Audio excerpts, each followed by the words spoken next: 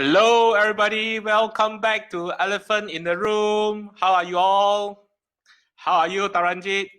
Very well, very well. Thank you, Muihan. It's a wet and gloomy evening, so it's a nice, cool evening air that is currently breezing through the Taman. Cool.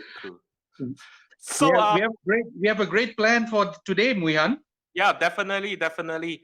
And I think based on our conversation with the various people, as well as we have gone regional, as well as to check in from other folks from different countries, I think that there seems to be a consistent theme in terms of how do we manage these different times.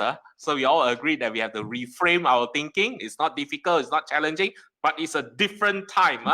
And as a result of that, I think different folks are also coping with it differently.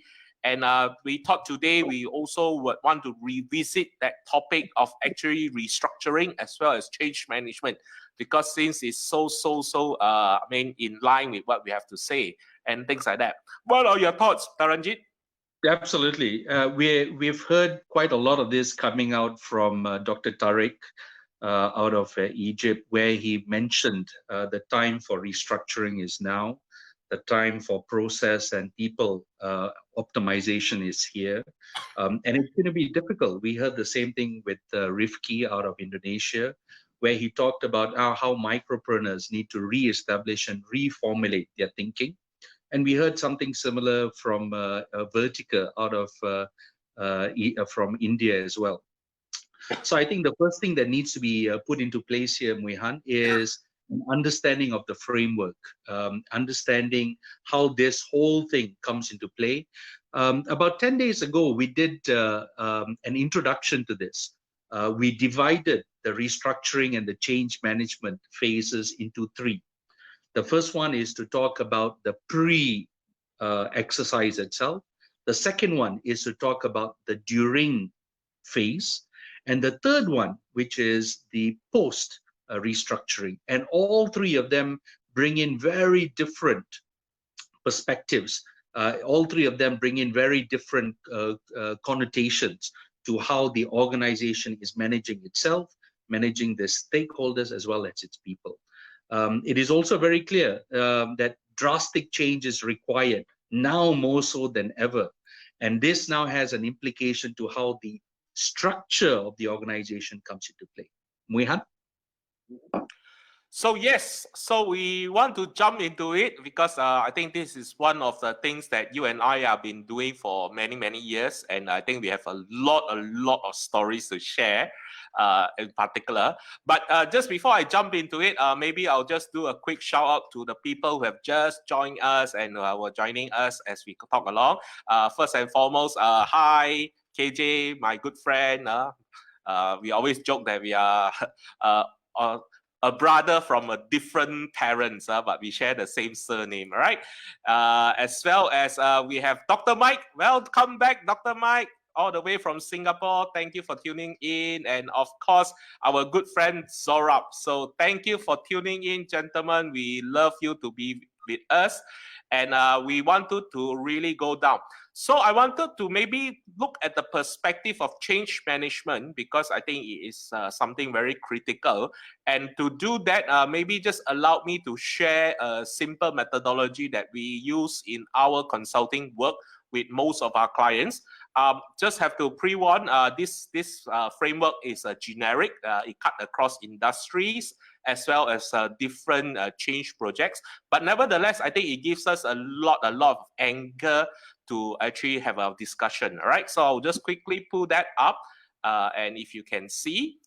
So basically, in our change management methodology, we look at it from a 5-phase area, which is to analyze, design, develop, and implement and review. If you look at the upper tabs, and throughout these 5 phases, then we have the 10 micro steps. All right. Maybe let me just pull the next slide just to show you the micro steps. So these are the micro steps. If you can look at them, let me just turn the banner off a bit. Right. So the first one is to actually look at the change vision. Second is, of course, the change readiness. Third is the stakeholder engagement. Fourth, coming up with a strategy. Then fifth is look at the leadership. Sixth, which is very, very critical, which is the communication plan. Seven is to establish the change ambassador or the change agent network. Eight is into training. Nine is into review of effectiveness of the change program. And lastly is, of course, for knowledge transfer. So with that in mind, maybe Taranjeet, what are your thoughts maybe in corporate restructuring and integrating change management, especially during the process which we talk about, which is so critical? Absolutely. So, and I think change management is something that will be embedded across the entire value chain as we restructure the program or the organization. I think the first thing that comes out quite clearly would be the area around what the vision looks like. And we've heard a lot about that from the last couple of guest speakers that we've had. Do we have clarity of thought about what tomorrow looks like? What does the vision of the organization look like, and why is there this change that we are currently going through? Looking at what drives vision and mission and strategy development. And that in itself is an entire program on its own, looking at all the different dimensions.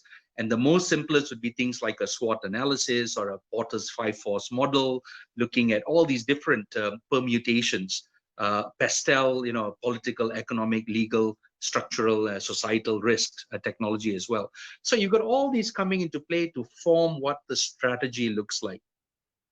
And that's where the fun actually starts, because after the strategy comes the area around operating model.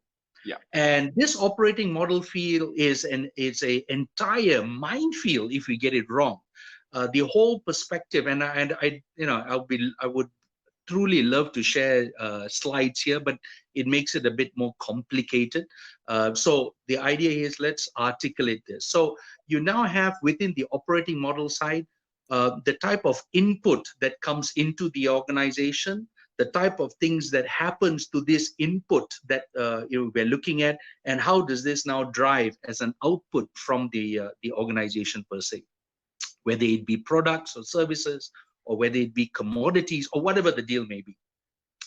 That in itself also is a minefield on its own if not done properly, because you've got added to that things around geographical spreads. Added to that would be things around how people are going to be now impacted by this.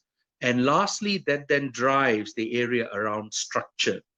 Now that we know what it looks like, let us now talk about what the structure of the organization will look like. And these are the three things I would like us to focus on today, even before we start talking about people and roles and everything, because this in itself is a huge elephant of a size of a thing. And with that comes the change management portion of that. Muihan, back to you.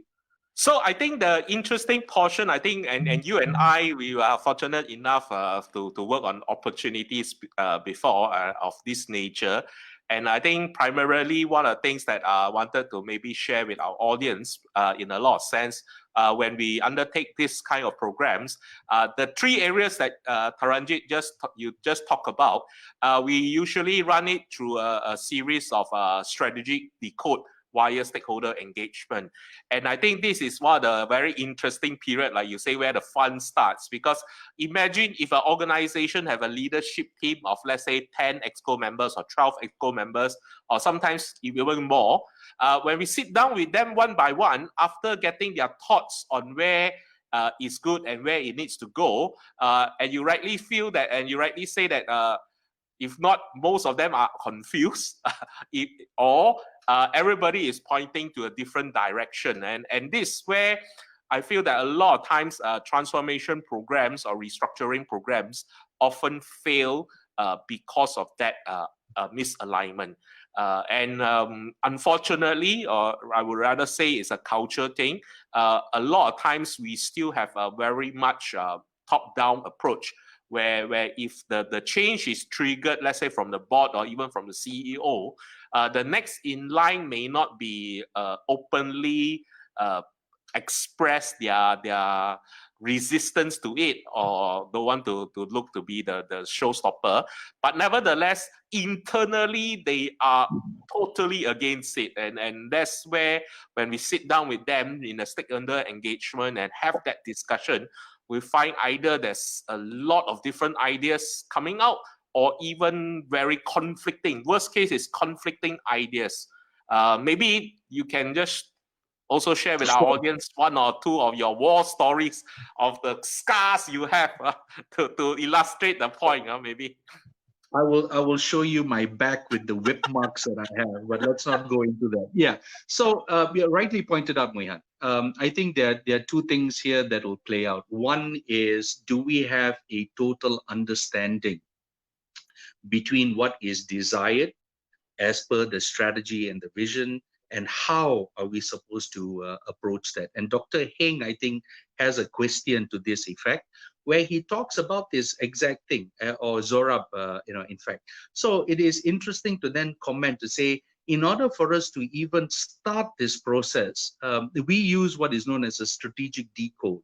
Let's now try to understand what is playing out and whether there is commonality of understanding.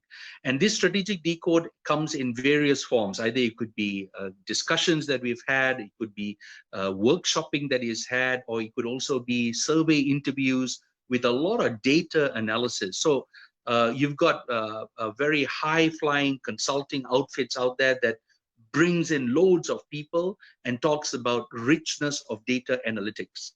And then you've got the other individuals who come in at a very pragmatic, very practical fashion. Don't worry about all these processes and what have you. Let's talk about what really matters. With that in mind, there is clarity of thought as to whether people are aligned or not, as the case may be. And that in itself gives us a very clear basis to now start the management of change.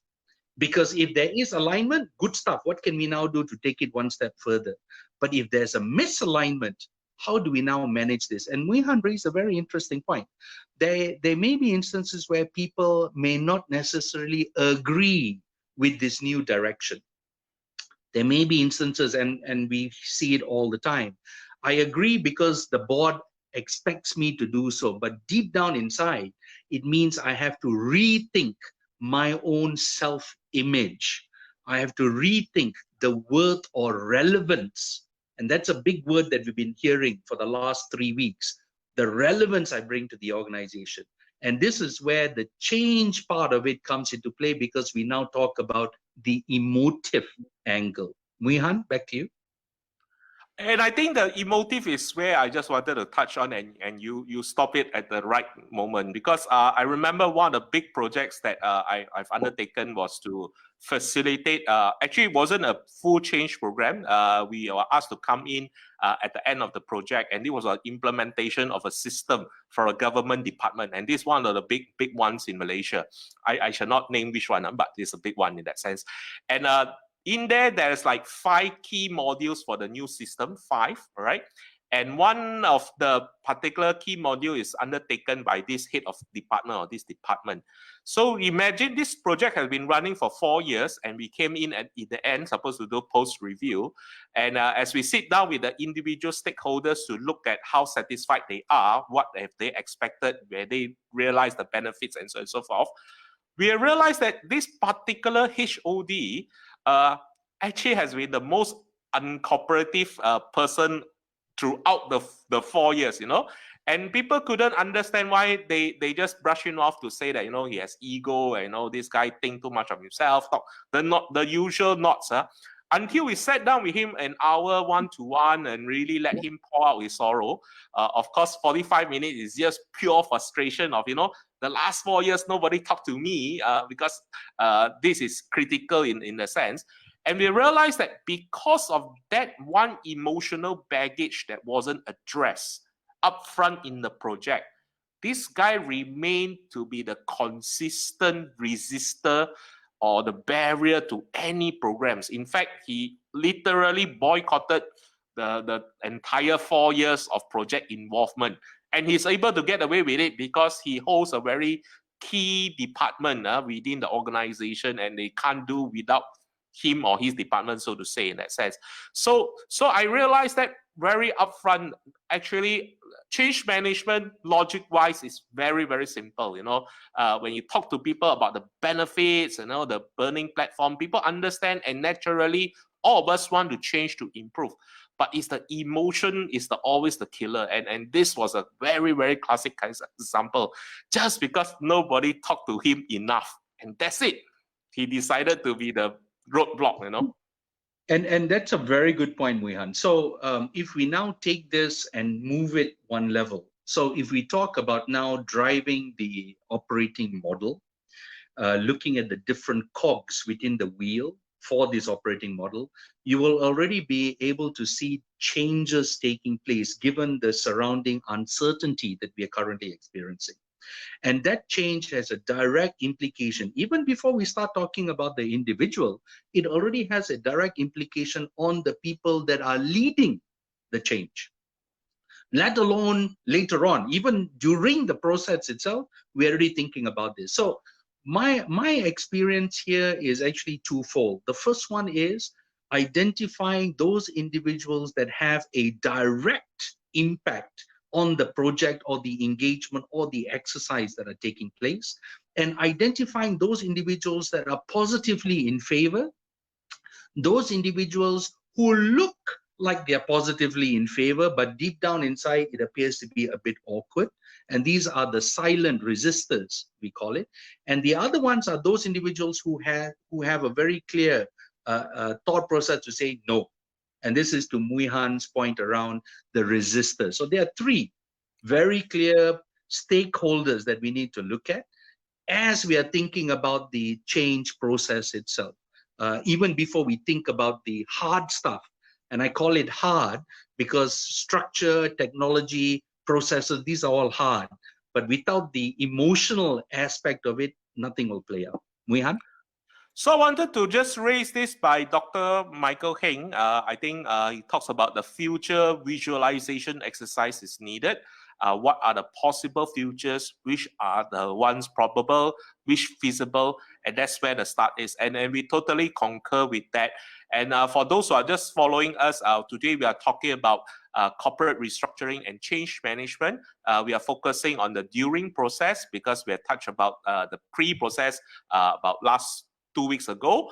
And it is important that we realize that coming out of MCO or CMCO, organization really need to move into a different gear because the reality has shifted, and therefore to survive or even thrive, first to survive, then to thrive, new models is needed, new operating model is needed, new business structures is needed. Therefore, I think this idea of having that clarity of the vision to embark on, especially the business leader, the business owner, is critical. Therefore, we are having this critical discussion this evening on this topic. So for those who have watching in, we also like to invite you to comment in our do comment down there in the section. Some of your thoughts as well. If you have some questions for us, wonderful. We can actually further debate and discuss over it. So with that, Taranjeet, I also wanted to maybe just pick your brain a bit on this particular area, since I know you are very, very seasoned managing corporate restructuring in that sense. So usually when it comes to the strategy, what would you then suggest that most companies do? So do they actually look at it from an internal perspective, or probably it is more worthwhile to get a external party like ourselves to come in to actually debate, discuss, explore all possibilities, and then just maybe decide which is the more familiar one or more implementable one? Maybe your thoughts on that, Taranjeet? That's a very good point, Muihan. And I think, I know the answer is both, quite honestly. The first one is we need to ask ourselves, do we have the capabilities internally? And there are organizations out there who have the capabilities internally. If so, there's no point going outside. But what happens is when you do bring in internal people, you are jaded. You're always jaded. You're jaded because this is the way we've always done business. And because we've always done business in this fashion, I tend to come into the table with a blinkered approach. And you know what blinkers do? They don't allow you to see out of the box. It's always within the box. And times like this, we need to think differently. And I don't want to use the box as an example, but it's a whole idea about viewing things in a very different fashion, viewing things in a very proactive fashion rather than reactive. So the first thing that comes out, and I think in addressing Dr. Michael Heng's point here, what do we do? The first thing that comes out is, do we drive it from a supply perspective, or do we drive it from a demand perspective? Maybe one point to add to that, Taranjeet, before you move on to your next point. Sure. And I really like to share this because I think it's very critical. Besides change management, of course, one of the key areas that I do a lot of work is in the area of emotional intelligence. And this usually when we come to EI is more personal driven, more people driven. But there's one point that I think a lot of people miss out and don't suggest it enough, and we want to raise this.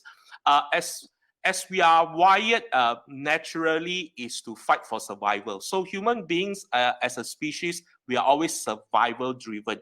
So our first assumption of first recurrent basis is always to think about how do we survive. And therefore, for survival basis, usually we are very, very focused on a very niche things, and we are very tunnel in that sense, or blinkered as what Taranjeet said. So in these times that is very threatening, quote unquote, we may be falling into a trap that we are always into a survival mode. And once we are in a survival mode, we are not thinking externally, we are thinking outside. And that is where the danger is, I feel. For a lot of organization, if you are very strongly driven by the founder owner or the founder owner families, at times you may come into a very fast trap to say, oh, we need to make sure that our survival is critical, and don't think about too many things, just do whatever necessary to preserve cash, to get the day go by and do all that in that sense. This is where I feel that it going to be a challenge if you are not careful as the leader to manage your own emotions, because that process trigger unnecessary fear and worry, and making your decisions to be less open and more tunnel in that sense. So just wanted to add that before you continue. Yeah. So, and that's a very good point, Mihan. It actually adds on additional stress to the discussion. It adds on additional stress to what is already a stressful environment. We are struggling, and posts over LinkedIn these last couple of days have been quite interesting, because people are now talking, does the organization, do my leaders know what's playing out? Yesterday, they say everybody is going to be okay. Today, they're saying, oh, we're all going to take a pay cut. Tomorrow, they're now saying, oh, by the way, we have to let some people go. The day after, they're now saying, oh, you know what? X number of people are now being shifted out. What's the deal? I mean, where are we going to? And this is where they're now saying it's the leaders who are currently unclear. Well, actually, yes and no. The environment has created this level of uncertainty, and the leaders are now responding. What the leaders need to do is not so much react to it, but actually have a level of foresight. Let's now think ahead of the game, which is why a demand-driven is significantly wider than a supply-driven. Supply-driven means this is what I always have been doing. Let me now see where this fits. But you know something? Those rules have changed. It now is what is required by outside, and do I have the capacity to do this, or do I now need to change? Which is why that operating model discussion, linking it to the strategy, is absolutely crucial. We've not even bypassed that. We're still talking about the two things, and it's already towards the end of the discussion we had. So maybe I just wanted to raise Zorab's point, because I think he raised a good point here. So Rozab say clarity of vision and sense of urgency is important. Not forgetting boarding all those through meaningful engagement to hear both emotional and non-emotional thoughts. The top needs to understand and appreciate what it's like in the ground before pushing the change. And I really like this idea, Zorak. Thank you for sharing with us on this and sharing with our audience. And a particular I wanted to add to this point is even tougher now because of MCO and lockdown. Because although we can do video conferencing, we can do voice calls and things like that, the non-presence of another human being sometimes limit our ability to really understand the emotional needs or the emotional thoughts, so to say, of that particular person. So if we call up our staff now, you ask the question, so how things? I think traditionally, especially in Malaysia, I would say 70% of us will say that things are all right and fine. Where are they to say that they are having fear, they're having doubtfulness and things like that? That becomes very, very critical. So I feel that this idea of getting down to the ground is very important, but we also need to ensure that there's an effectiveness of how we are reaching it out in that sense. Okay. So, all right, I think we are out of time, and wow, we don't have guests also, we can talk immensely into each other in that sense. Maybe just to get your quick concluding thoughts, Taranjeet, before I introduce what we're going to do tomorrow, which is very interesting. Of course. So I think importantly here is taking charge of what is currently playing out. It is crucial that we have to take charge of this on our own. Ain't nobody going to help us out there. Our survival, we've talked about things around sustainability. We've talked about things around survivability. We talked about cash containment. We talked about the whole operating expenditure approach. We talk about cash preservation. But all of this is symptomatic, and it's linked to a slightly wider perspective. And we've started to talk about that right now around the area of what does this now mean for us as an organization. We've talked about some of the tools that we can look at, but more importantly now is linking that to the operating model, and we're going to stop there. The area of linking the operating model to the structure, we can talk about it in another episode, which I think deserves its own 30 minutes in this regard. And that just out of, we have Miss Jagjit Singh here talking about it's important to have the ability to be proactive and alert for future skills. And that's what I mean by being demand focused rather than being supply driven. Wehan? So we also have Catherine from our MHC group, from our Mind Heart Connection group. Thank you for tuning in, Catherine. And definitely, yes, it's very key for stakeholder management and buy-in. And I think Catherine comes from operational experience to suggest this, because I know for sure she have done many change management initiative as an internal person, and then she has all these challenges managing different stakeholders. So yes, just wanted to say that. We have Mohinesh dialing in as well. Mohinesh is from India. Thank you, Mohinesh. It's such a great honor to have you on board. We were working colleagues together. Yes, we were working colleagues together a long time ago. So great to have him on board. We better wrap up, Wehan. We're already running out of time. Yeah. So tomorrow, as you're aware, we are having a very, very different show. It is a guest that comes on, but they are not going to give you ideas or perspective. In fact, we are inviting you to give them ideas and perspective. And we are hosting two fresh graduates. In fact, they have not graduated yet, from two different universities. And maybe to do that, I will just play an introduction video of both of them, so that you get to know them better. And we look forward for your participation tomorrow to actually come on board and provide them with some guidance and perspective of how to navigate this current employment scene. Right. So just let me quickly pull up the file. So for the first person, we actually going to invite is Elizabeth Lee. Elizabeth is from Monash Sunway University. She's a business student. Here she is. Hi, my name is Elizabeth and I am a final year business student in Monash University. I am majoring in finance and econometrics, and I hope to embark on a career related to my studies in the near future. Outside of studies and work, you'll find me hiking the jungle or even in the climbing gyms.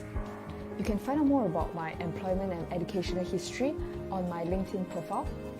Anyways, when I was 4 years old, my kindergarten teacher thought that I was deaf and dumb simply because I was so shy I didn't even talk in class. And she even advised my mom to seek medical help for me, which was put away because we couldn't afford it. Anyways, fast forward today, me being able to record this video and upload it on YouTube is an achievement I'm really proud of, and hence I'm seizing this opportunity and hope to be on the show this coming Wednesday. See you!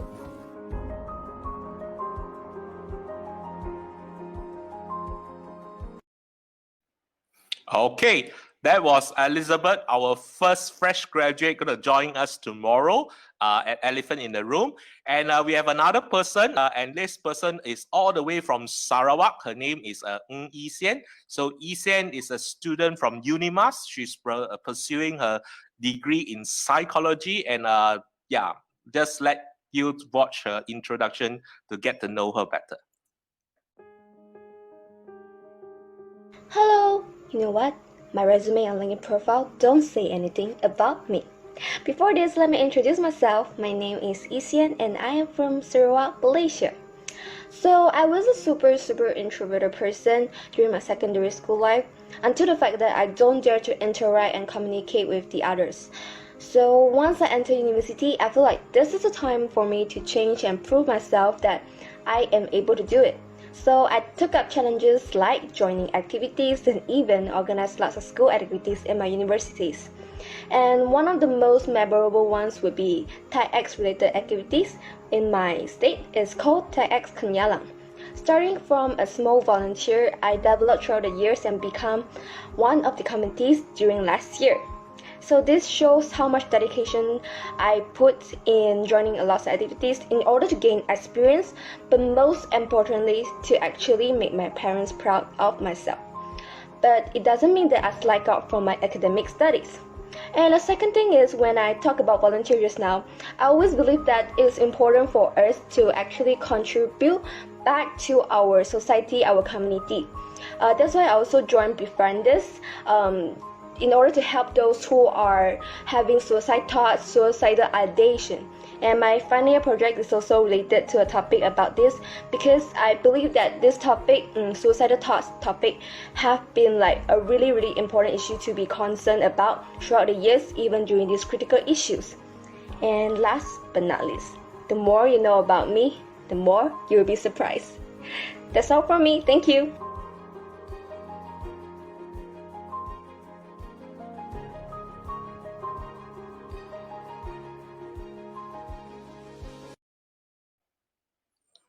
Yes.